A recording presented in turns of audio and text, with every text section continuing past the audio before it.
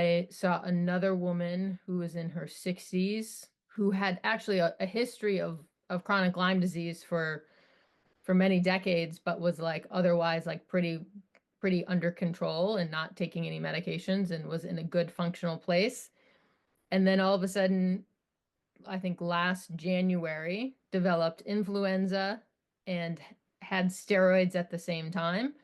And a couple of weeks later, developed new onset psychosis out of the blue as this woman, like in her 60s, no psychiatric history at all. So I saw her and I did the full workup. And when I saw her, it was not just like psychosis symptoms, but basically a smattering of every single psychiatric symptom. Like Oh, wow.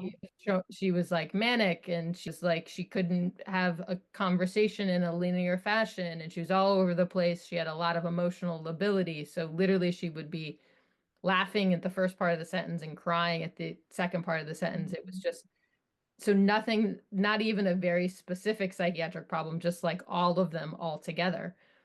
So I did the workup and I found that she was positive for Bartonella. And I talked about that we might need to add antipsychotic medications to treat the psychosis, but I said we can try to aggressively treat this Bartonella infection that it looks like you have. And I put her on two antibiotics, and her psychotic symptoms totally went away within 2 months. And she was like a completely different person. Because I was worried that she also had dementia because she's presenting with like very significant cognitive problems at the same time. But her symptoms, I remember seeing them, the family 2 months later, and they're like, she's 100% better. Like, That's amazing. That is amazing. yeah. So it's pretty remarkable.